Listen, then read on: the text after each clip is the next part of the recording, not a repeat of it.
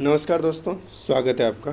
बात करें आज जीएसटी काउंसिल ने और सरकार ने जो बात करें आज जीएसटी रिफॉर्म किया है, जीएसटी में सुधार किया है। इस सुधार की आवश्यकता बहुत पहले से है। दोस्तों, जीएसटी का प्रभाव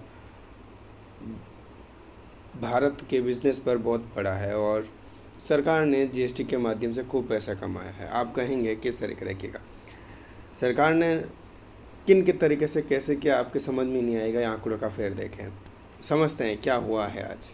कौन कौन सी जो कैटेगरीज हटा दी गई। देखो, भारत में जीएसटी टैक्स की जो है नई संरचना, इन स्लैब्स को सरल बनाने के लिए सरकार ने 12%, देखो 12% और 28% क्या क्या हटाया है, कौन सी कैटेगरी हटाई है।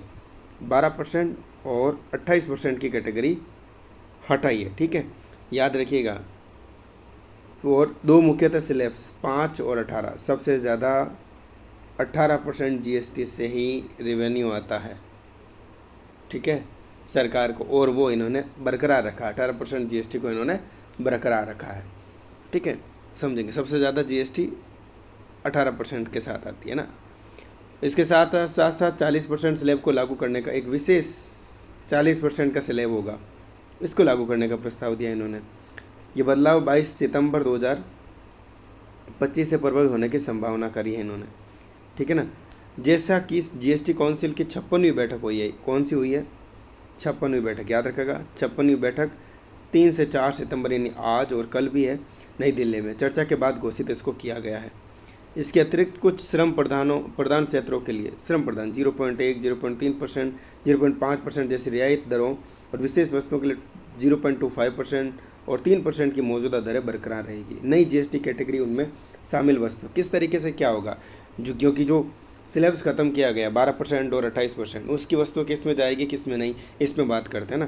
5% स्लैब में देखें, यानी मेरिट कैटेगरी देखें, 5% में वस्तु और सेवाएं कौन कौन से इस स्लैब में दैनिक उपयोग की आवश्यक और अर्ध आवश्यक से वस्तुएं शामिल होगी। इसमें 12% की लगभग 99% की वस्तु इसमें हो जाएगी। 12% स्लैब की जो 99% सामग्री थी, इसमें 5% की कैटेगरी में आ जाएगी, है ना। फिर देखें पैकेज्ड खाद्य प्रोग्राम, कौन कौन से आएंगे, पैकेज्ड खाद्य पदार्थ आएंगे, ठीक है। तो नमकीन, जिसका दर 18% से बढ़ाकर 18% से घटकर 12% था, अब 5% हो सकता है। यानी कि नमकीन वगैरह है उस पर है ना, जो पैकेजिंग फूड आता है ना, पैकेजिंग फूड, उस पर जो है जो जीएसटी 18% लगती थी, अब वो कितनी हो जाएगी, 5%, है ना। जो पहले जिसका दर 18% से घटाकर 12% और 12 से अब 5% में आ जाएगी। और जूते, कपड़े, साइकिल वगैरह ये, और दवाइयाँ, चिकित्सा उपकरण भी इसी में 5% में आएंगे, ठीक है। खाद्य तेल भी इसी में आएगा। तो अब उम्मीद करते हैं कि तेल खाने वाला है, कुछ सस्ता हो सकता है। प्रसंस्कृत खाद्य पदार्थ जैसे मक्खन, घी वगैरह है, इस पर 5% का जो जीएसटी हो जाएगा। रेल यात्रा, टूर ऑपरेटर जैसी सेवाएं इस पर 5% में आएगी। आवश्यक वस्तुओं को सस्ता रखना, उपभोक्ताओं विशेष रूप से आर्थिक रूप से कमज़ोर वर्गों पर कर का बोझ कम करना, ठीक है। सोच के देखिए कितना 18% जीएसटी, इन पे 18%, 12% तक खाद्य पदार्थों पे, लोग कंपलसरी आइटम पे कितना जीएसटी लूटा जाता था, है ना। कितना जीएसटी लूटा है, कमर टूट गई, क्योंकि मजदूरी बढ़ी नहीं आखिरकार भाई। फिर देखें, ठीक है, 18% स्लैब में कौन कौन सा आएगा। देखें 18% स्लैब यही है जो सबसे ज़्यादा 18% से 65% इनकम होती है। देखें किससे, वस्तुएं सेवा, इसमें इस स्लैब में अधिकांश उपभोक्ता उत्पाद और सेवाएं शामिल होगी। 18% की स्लैब की 90% वस्तु इसमें आ जाएगी। 28% वाली जो भी वस्तु थी ना, वो 18% में अब आ जाएगी। अब देखिए इसके अंतर्गत कौन सी आएगी, mobile phone, laptop, 32 inch television वगैरह, ये अब किस में आ जाएगा, 28% वाली वो 18% में आ जाएगी। यानी कुछ कुछ सस्ता हो सकता है, ठीक है। और घरेलू सामान, टूथपेस्ट, साबुन, शैम्पू, हेयर ऑयल, टूथपेस्ट, साबुन, शैम्पू, हेयर ऑयल, इन सभी पे जो 28% जीएसटी थी वो 18% पे आ जाएगी। घरेलू सामान, टूथपेस्ट आ गया, cosmetic item, toll recharge, telecom सेवाएं, किराए की सेवाएं, एयर कंडीशनर यानी एसी वगैरह, रेफ्रिजरेटर जैसे वाइट गुड्स, जिनका दर 28% से कम हो सकता है। इसलिए राजस्व और उपभोक्ता सामर्थ्य के बीच संतुलन बनाए रखें, क्योंकि ये पहले से ही जीएसटी राजस्व का लगभग 65% योगदान करता है। 65%, तभी सरकार की मतलब कितनी चालाकी देखिए, इसमें कोई बदलाव नहीं किया 18%, क्योंकि सबसे ज़्यादा रेवेन्यू सरकार को 65% तो केवल इसी से मिलता है। जो कैटेगरी हटाई उनमें तो ना के बराबर मिलता है। 40% लग्जरी जो है इसको एक विशेष दे दिया, 40% की लग्जरी, इधर कर्सर निकाल देंगे 40% में से। वस्तु सेवा ये नई कैटेगरी बनाई है ना।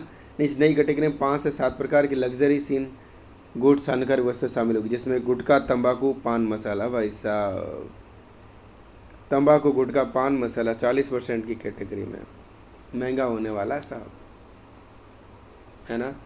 पान मसाला, गुटखा तो और महंगा होने वाला है। ऑनलाइन गेमिंग, इसे डीमेरिटेड गुड के रूप में पूर्व वर्गित किया जा सकता है। अल्ट्रा प्रीमियम कारें लग्जरी कारें और महंगी हो जाएगी। कार्बोनेटेड पेय, जुआ, कैसीनो और कुछ अधिकृत मनोरंजन सेवाएं। ऐसी वस्तुओं और सेवाओं की खपत को उत्साहित करना जो गैर आवश्यक व पर्यावरण स्वास्थ्य के लिए हानिकारक मानी जाती है। साथ ही उच्च राजस्व प्राप्त करना। रियायती दर 0.3, 0.1, 0.1, 0.3, 0.5। वस्तुएं सेवाएं, यह दर श्रम प्रदान क्षेत्र जैसे कपड़ा, जूते उद्योगों के लिए लागू होगी जो बड़े पैमाने पर रोजगार प्रदान करते हैं। उदाहरण के लिए हस्तशिल्प, कपड़ा उद्योग वगैरह, इनके रोजगार व उद्योग समर्थन देना, उनकी प्रतिशत बढ़ाने की बात की गई है। तो देखें, वस्तुएं सेवाएं, आवश्यक वस्तुएं सेवाएं पहले से 0% स्लैब में है, जैसे गैर ब्रांडेड, प्राकृतिक से दूध, अंडे, शैक्षिक सेवाएं, स्वास्थ्य सेवाएं अपरिवर्तित रहेगी, इनमें कोई परिवर्तन नहीं है। सामाजिक कल्याण सार्वजनिक हित को बढ़ावा देने की बात की गई। होटल और प्रयुक्त कारों पर बदलाव। 1 अप्रैल 2025 से होटल आवास जो 7,500 रुपये प्रतिदिन से अधिक और प्रयुक्त कारों सभी श्रेणियों पर 18% GST लागू होगा, जो वास्तविक लेन देन पर आधारित होगा। 18% लेन देन होगा इन होटल कारों के लिए, प्रयुक्त कारें होंगी इनमें। स्वास्थ्य और बीमा क्षेत्र, कैंसर की दवाओं पर जीएसटी कैंसर की दवाओं पर 12% से बढ़ाकर 5% कर दी गई। कैंसर की दवाओं पर 12% से 5% की। कैंसर जैसी दवाओं के लिए तो GST फ्री कर देना चाहिए सरकार को। NSDC के कौशल प्रशिक्षण भागीदारों मोटर वाहन दुर्घटना फंड द्वारा प्रदान की गई बीमा सेवाओं को GST से छूट दी गई। बीमा सेवाओं को GST से छूट दी है। उल्टे कर ढांचे का GST 2.0 सुधारों का लक्ष्य क्या रखा है? लक्ष्य उल्टे कर ढांचे यानी इन्वर्टेड ड्यूटी सरकार को ठीक करना और वर्गीकरण विवादों को हल करना, जिससे व्यवसाय के लिए कार्यकुशल पूंजी की समस्या कम हो। व्यवसाय तो पिट चुके हैं साहब। ये सुधार उपभोक्ताओं के लिए आवश्यक वस्तुओं को सस्ता करेंगे। कितना होगा सस्ता वो नहीं पता। MSME को बढ़ावा देंगे और कर ढांचे को सरल बनाकर अनुपालन को आसान करेंगे। GST काउंसिल की बैठक 3 से 4 सितंबर 2025 का ये निर्णय लिया गया। अधिसूचनाएं 5-7 दिनों के भीतर जारी होने की उम्मीद है। इसके बाद नई दरें 22 सितंबर 2025 से लागू हो जाएगी। तो ये मैंने बात करी है। इसको लेकर आप क्या कहना चाहेंगे जरूर बताएं कमेंट बॉक्स में। नमस्कार।